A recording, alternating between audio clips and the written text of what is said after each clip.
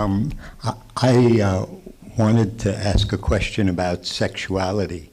I know that Ramana Maharshi, after he had this opening into awareness, was celibate for the rest of his life. And I heard you this morning use the word tantra, which, at least here in California, has implications which you may not have meant. You know, no, this is British tantra that we do. Oh. Anyway, it raised the question in my mind that a friend of mine, if I could interrupt you for a minute, a friend of mine, Californian woman, asked me. Some of you have heard this story, so apologies. Asked me. We had a conversation, and we were talking about these matters, and at one moment in that conversation, something clicked. I could see on her face, and she just lit up.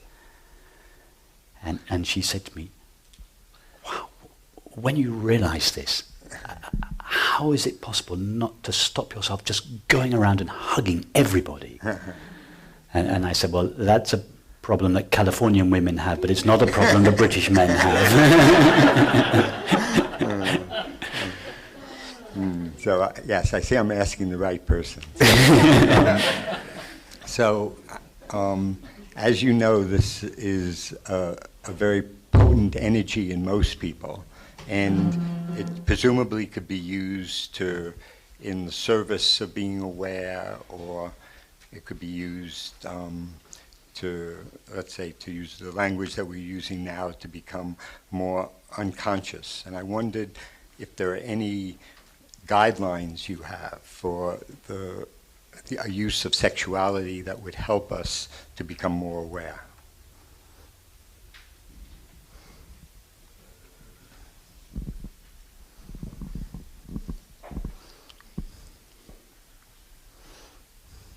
Don't use sexuality to become more aware.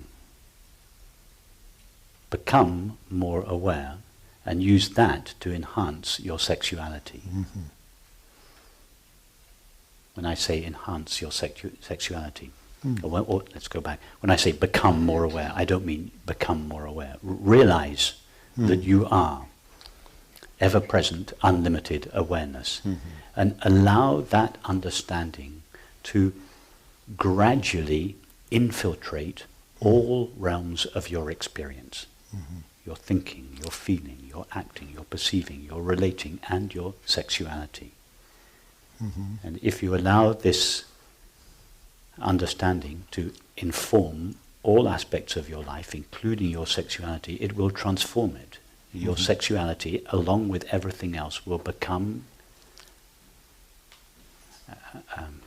an expression of, a sharing of, a celebration of this understanding. Now, what particular form your sexuality takes, from one extreme of celibacy to whatever other extreme you want to go to, whatever form it takes is a very individual matter. When I say individual, it depends on, it varies from body-mind to body-mind. In one body-mind, it would be confining sexual relationships to one person. Most people have intimate sexual relationships with one person, not necessarily one person throughout their whole life, but a series of monogamous relationships. That's the way that is most common in our Western culture, in fact in our world culture at this time. It's not always like that. It's not always like that in all cultures, and it may not always be like that in the future, but at the moment that's how it is for most people, but by no means everybody. Some people just don't like that. Some people feel that that's very confining, and that's fine. So how you express this experiential understanding in sexual intimacy can vary hugely, but in each case it'll be the same feeling understanding that is being shared and celebrated and expressed. And really one's...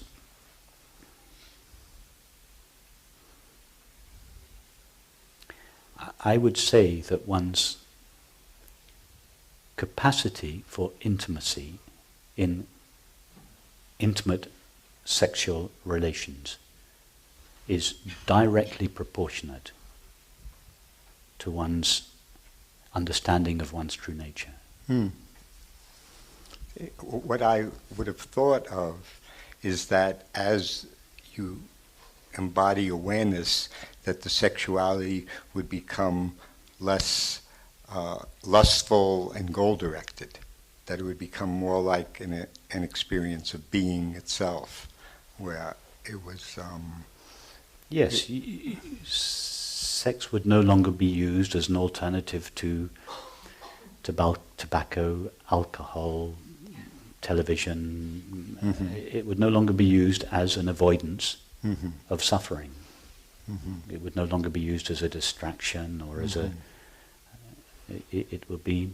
Because there will no longer be a need to distract oneself. So, and that will refine one's sexuality tremendously. So that sex is no longer used as a means of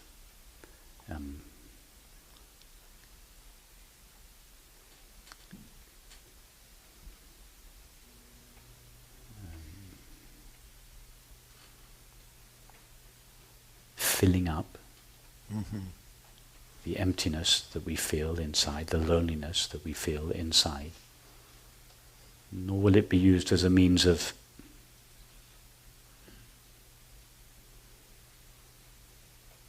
kind of obliterating our anxiety and our fear and our neuroses and our seeking. It will no longer be seen as a way of an avenue of escape. It will be sexual intimacy will be relieved of the neurotic demands and fears of the separate self. It will no longer be used in the service of the separate self to either defend itself or aggrandize itself or protect itself. But that doesn't mean that sexual intimacy gradually peters out or comes to an end. Not at all. It is just liberated from the straitjacket of the separate self. And in fact, in some people, it will flourish. It may become more colorful. In others, it may go quieter. But in each case, it's the true intimacy is the same. What is important is the quality, the intimacy, whether it's expressed in a colorful way or in a much quieter way. It's just varies from one body mind to another. What I like about the way you talk is that you don't set up any rules. It's just you're letting each being's awareness flow in a unique way. Yes, and not only are there no rules, so that each being is totally free to express this intimacy in whatever way they like, but also within each person, it changes. It's not just always one thing. It varies. And it varies over short periods of time, and it also varies over longer periods of time, and we should be very, very sensitive to that. And certainly if we're in a relationship with somebody that shares this understanding, then all of this can become more, we can be more explicit about it. I mean, we can be more conscious about the way we explore and express. That's one of the things that attracts me to the way you're teaching Advaita over these days. You see, British Tantra is not as bad as it sounds. I see. That's it. I think it's the British. Yeah. It's more fun than it might appear on the outside.